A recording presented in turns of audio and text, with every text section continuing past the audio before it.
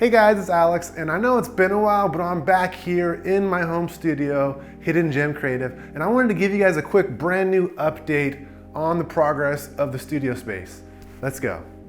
So as you see, the studio has changed quite a bit since you guys last saw it from the original build video. We are now on Peerspace and ShareGrid, and we've had quite a few bookings since posting that original video.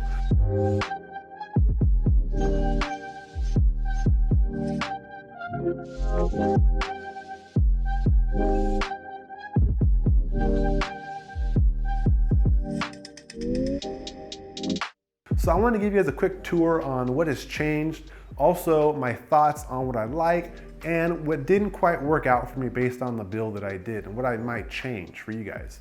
When we launched this studio last summer, it was sort of on the tail end of summer to fall. And so the temperatures here in SoCal were still pretty warm, I want to say in the 90s.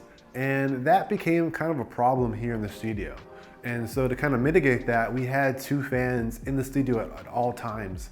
And that helped out quite a bit. But I think in the future, we're looking towards adding some kind of portable air conditioning unit to the space to really cool down the garage. And that way our models aren't sweating. The clients that we're booking in here to rent the space out, they aren't having a hard time as well. So definitely, if you're building a home garage studio, I would definitely consider where you guys are geographically and how that relates to your weather.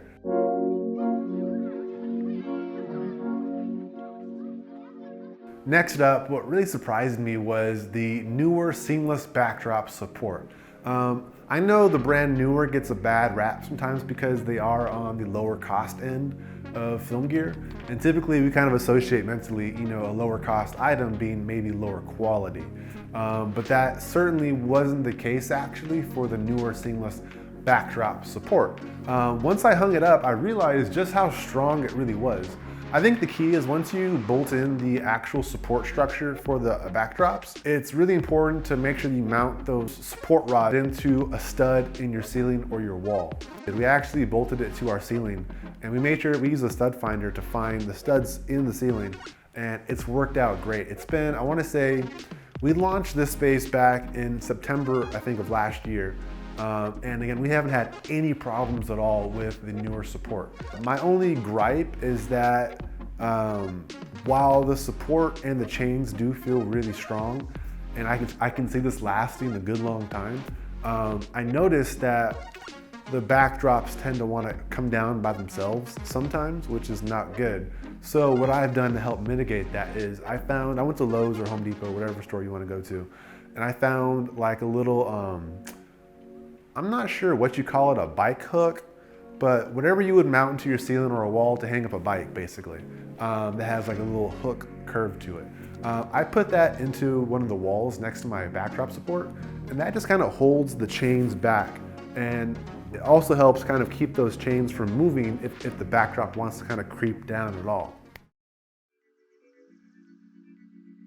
So one thing that I really liked about the original build was we actually had a few extra seamless backdrops, right, that were around 5 feet, which we don't really use very often, but our clients might use them. So we wanted to hold on to them. And instead of putting them in a corner somewhere where they can get dirty, we went ahead and actually found these really cool wall mount, as you see behind me right here actually, these really cool wall mount type brackets that I think, again, are meant for a bike or maybe some kind of tools like a shovel or whatever you want. But they actually worked out great in mounting them so that way we could have, those extra backdrops just, off the floor.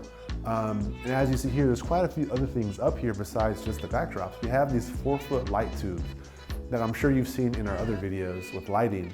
And those kind of match the same dimensions as the backdrop. So we've gone ahead and tossed them up there. And this has been great for storage. So I highly recommend if you have something that's similar, light tubes, or also some backdrops that are around 5 feet, or even if you want to do longer ones, because we also have, above me you can't see here, but I'll show you in a second. We have a few 12-foot backdrops as well that we've also hung up. And it's great to keep them off the ground because, again, this is meant to be a photo background or a video background, and you want to keep that as clean as possible. So one more thing that's new that we've added recently since the original video being posted was we actually added some neon signs or lights to our studio. And this is more so just to have practicals in-house that people can use for their photos, their videos, versus just actual like ambient lighting here. We use them more so for props. So as you see here, we have one right here. We've always wanted to add neon signs to the studio space, and when I was on Amazon or on eBay or just on Etsy, the signs seemed kind of pricey, and just out of sheer luck one day I was out shopping for groceries, and I think I stopped at the 99-cent store, and ironically they had neon signs there, and I was really shocked. So I picked up 3. They had a crescent moon, as you see here. We also found a lightning bolt, and lastly we have a unicorn, which is kind of cool too, and they're all pink.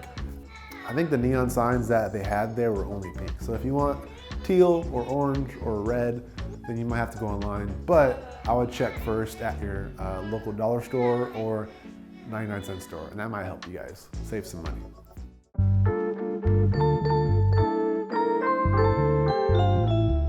So one really cool feature that I didn't really, I think, anticipate when we first built this space was we had about an 8-foot by 4-foot sheet of like clear plexiglass. And the cool thing about that was I didn't really know how to use it when I first got it. I had maybe a vague idea, but obviously I hadn't actually done anything with it yet.